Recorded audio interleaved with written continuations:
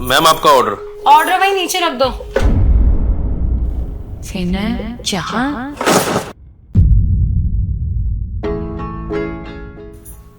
कितने पैसे हो गए आपके? वो 500 रुपीज हो गए। हाँ, एक सेकेंड, ये लीजिए। Thank you. सुनिए, जी। वो मैंने आपको कहीं देखा है, आप लेक ग्रोव में रहते हैं ना? जी हाँ, पर आपको कैसे पता? एक्चुअली वो आपकी वाइफ थी ना रिंकी, तो वो मेरी दोस्त है बहुत अच्छी, इसलिए मैंने आपको देखा है। अच्छा, तो आप मेरी वाइफ की दोस्त थी। आप बुरा ना माने तो एक बात पूछूं? पहले तो आपका इतना अच्छा बिजनेस था, 4-5 फैक्ट्रियां थी, अचानक से ये डिलीवरी बॉय की जॉब, ऐसा क्यों? एक्चुअली क्या है ना, फैक्ट्री में ना आग लग गई थी, जिसकी वजह से काफ़ी ज़्यादा नुकसान हो गया। अब नुकसान की भरपाई तो करनी थी, काफ़ी लोगों से मदद मांगी, लेकिन किसी ने मेरी मदद भी नहीं करी। उसके बाद मुझे जो काम मिला मैंने वही काम करना प्रेफर समझा। चलिए ठीक है मैम, मैं चलता हूँ, मुझे और भी जगह ऑर्डर देने के लिए जाना है। एक सेकेंड, वैसे आप काफी परेशान लग रहे हैं, अगर आप को प्रॉब्लम ना हो तो आप मुझसे अपनी परेशानी शेयर कर सकते हैं। क्या पता मैं आपके किसी काम आऊँ, आपकी कोई हेल्प कर सकूं। अरे नहीं मैम, कोई परेशानी नहीं है और मेरा गुजारा अच्छे से चल जाता है। वैसे थैंक यू, आपने फिर भी पूछा मुझसे। देखिए, आप ना खुश नहीं लग रहे हैं, आपके चेहरे से साफ पता चल रहा है। आप मुझसे अपनी प्रॉब्लम शेयर कर सकते हैं, आपका मन हल्का हो जाएगा। क्या बताऊँ आपको, आज मेरी जो भी हालत है ना, वो मेरी गलती की सजा मुझे मिल रही है। क्या गलती की सजा? मतलब? वो कहते हैं ना, अगर आप किसी के साथ बुरा करोगे तो आपके साथ भी बुरा होगा। मैंने अपनी वाइफ को डिवोर्स दे के किसी और लड़की से शादी कर ली थी और मेरी लाइफ की सबसे बड़ी गलती यही थी। क्या आपने रिंकी को डिवोर्स दे दिया? क्यों? क्या वो आपसे प्यार नहीं करती थी?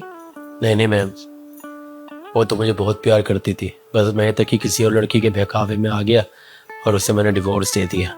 देखिए, अगर ऐसी बात थी तो आप अपनी बीवी से माफी मांग सकते थे ना, हो सकता है वो आपको माफ कर देती। कम से कम आपको ऐसे अकेले तो नहीं रहना पड़ता। जिस लड़की से मैंने शादी की थी ना, जो मुझे अपनी बीवी के खिलाफ भड़काती थी, एक्चुअली वो सिर्फ मेरी प्रॉपर्टी से प्यार करती थी। उसने मेरे से शादी नहीं की थी, बस दिखावा किया था मुझसे प्यार करने का। शादी के बाद उसने मेरी काफ़ी प्रॉपर्टी अपने नाम कर ली, बाकी आग में सब कुछ बर्बाद हो गया।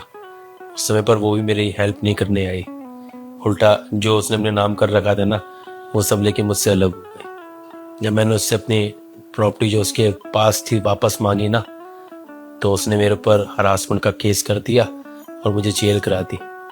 6 महीने मैं जेल में रह के आया। उसके बाद किसी भी रिश्तेदार के पास किया तो किसी ने मेरी मदद नहीं की, उल्टा मेरे से नाता तोड़ दिया। सबको यही लगता था कि इससे और रिश्ता रखना सही बात नहीं है।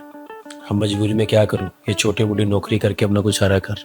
देखिए, अगर ऐसी बात थी तो आप अपनी बीवी से माफी मांग सकते थे ना, हो सकता है वो आपको माफ कर देती। कम से कम आपको ऐसे अकेले तो नहीं रहना पड़ता। किस मुंह से उससे माफी मांगे? वैसे भी अब तो मुझे अकेले रहने की आदत हो गई है। मेरी बीवी ने मुझे बहुत समझाया था, वो तो समझ चुकी थी कि जो लड़की है ना, वो मुझसे प्यार नहीं करती, बस प्यार करने का दिखावा कर रही है और मेरे पैसों से प्यार करती है। लेकिन उस समय पर मुझे मेरी बीवी गलत लगती थी, मैंने उसकी बात नहीं मानी और उसे छोड़ दिया। और जिस लड़की के चक्कर में छोड़ा, उसने मेरी जिंदगी बर्बाद कर दी। सही बात बोलूं तो मैंने अपने हाथों से अपनी हंसती खेलती जिंदगी का गला घोटा। अब किस मुंह से जाऊं अपनी एक्स वाइफ के पास माफी मांगने के लिए? वैसे अगर आपको वो कहीं मिल जाए तो आप क्या करोगे? अगर वो जगह मिल जाए ना, तो उससे बस इतना ही कहूंगा कि वैसे तो मैं माफ करने लायक हूं नहीं, लेकिन फिर भी अपनी गलती की माफी जरूर मांगूंगा। और वैसे भी ये सब सोचने में ही अच्छा लगता है। अब देखिए ना, 3 साल हो गए हम लोगों को अलग हुए में, अब कहाँ मिलेगी वो मुझे ऐसे। अब तक तो उसने दूसरी शादी कर ली होगी और अपनी जिंदगी में खुश होगी। अब देखो ना, इतना पैसा था मेरे पास में और आज ये सिर्फ 10-12 हज़ार रुपये की नौकरी कर रहा हूँ। सही बात है, सही कहा है कि इंसान को अपने कर्म भुगतने ही पड़ते हैं। ये मेरे कर्मों की सजा तो है जो मैं झेल रहा हूँ। और अगर आपकी बीवी आपकी लाइफ में खुद वापस आना चाहे तो आप जाओगे उसके पास? वो कभी मेरे पास नहीं आना चाहेगी मैडम, वो तो उल्टा मुझसे नफरत करती होगी। नफरत?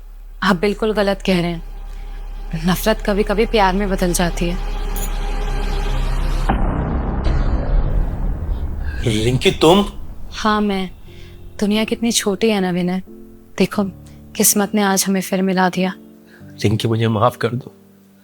मैं जानता हूँ कि मैं माफी के लायक नहीं हूँ, लेकिन हो सके तो मुझे माफ कर देना यार। प्लीज विनय ऐसे अपसेट मत हो।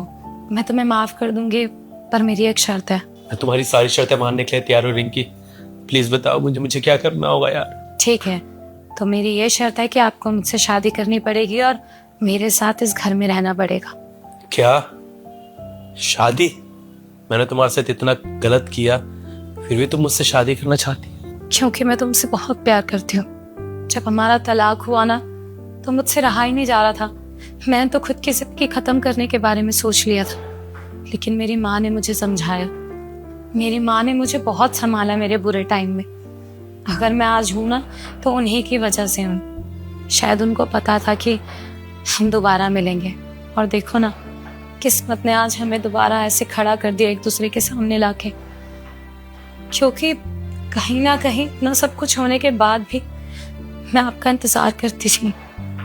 तो बताओ क्या तुम मुझसे शादी करोगे? हाँ मैं करूंगा तुमसे शादी, क्योंकि तुम्हारी जैसी बीवी ना बहुत किस्मत वालों को मिलती है।